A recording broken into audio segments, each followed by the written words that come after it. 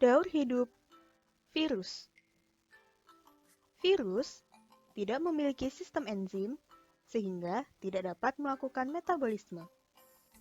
Agar dapat bereproduksi, virus memerlukan sel inang seperti bakteri, sel tumbuhan, ataupun sel hewan. Berdasarkan tahapan-tahapannya, daur hidup virus dapat dibagi menjadi daur litik dan daur lisogenik. Kedua daur ini sebenarnya tidak terpisah, melainkan berlangsung secara bergantian. Daur litik.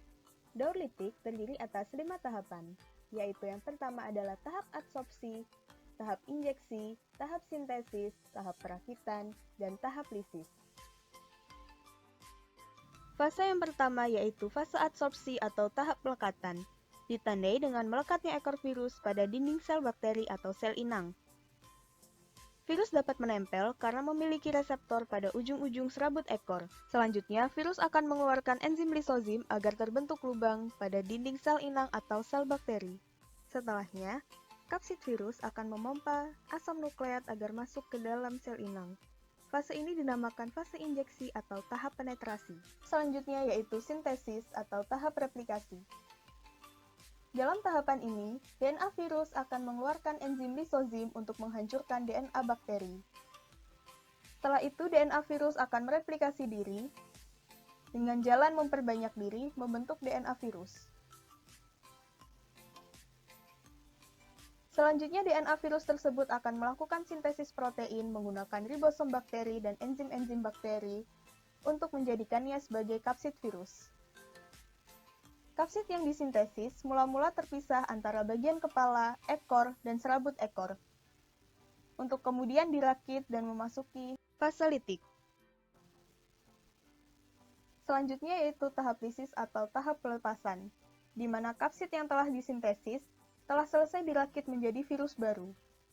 Virus tersebut selanjutnya akan memproduksi enzim lisozim untuk menghancurkan dinding sel bakteri atau sel inang. Dinding sel bakteri yang telah hancur akan mengalami lisis, dan virus-virus baru akan keluar untuk mencari inang yang lain. Daur lisogenik. Pada daur lisogenik, terdapat beberapa tahapan, yaitu tahap adsorpsi, tahap injeksi, tahap penggabungan, tahap pembelahan, dan tahap pemisahan. Pada tahap adsorpsi dan injeksi daur lisogenik, sama dengan pada daur litik. Tahap pertama yaitu adsorpsi atau tahap pelekatan. Sama dengan daur litik, tahap pelekatan atau fase adsorpsi ditandai dengan melekatnya ekor virus pada dinding sel bakteri. Virus kemudian mengeluarkan enzim lisozim sehingga terbentuk lubang pada dinding bakteri atau sel inang. Setelahnya, kapsid virus akan memompa asam nukleat agar masuk ke dalam sel inang. Fase ini dinamakan fase injeksi atau tahap penetrasi. Selanjutnya adalah tahap penggabungan. DNA virus yang telah masuk ke dalam tubuh bakteri selanjutnya akan menyisip ke dalam DNA bakteri. Mula-mula, DNA bakteri akan putus, dan kemudian DNA virus akan menggabungkan diri di antara benang yang putus tersebut. Dan akhirnya terbentuklah DNA sirkuler baru yang telah disisipi oleh DNA virus. Dengan kata lain, di dalam DNA bakteri terkandung materi genetik virus. Fase selanjutnya adalah fase pembelahan. Dalam keadaan tersambung, DNA virus tidak akan aktif, dan ini dikenal dengan sebutan profag.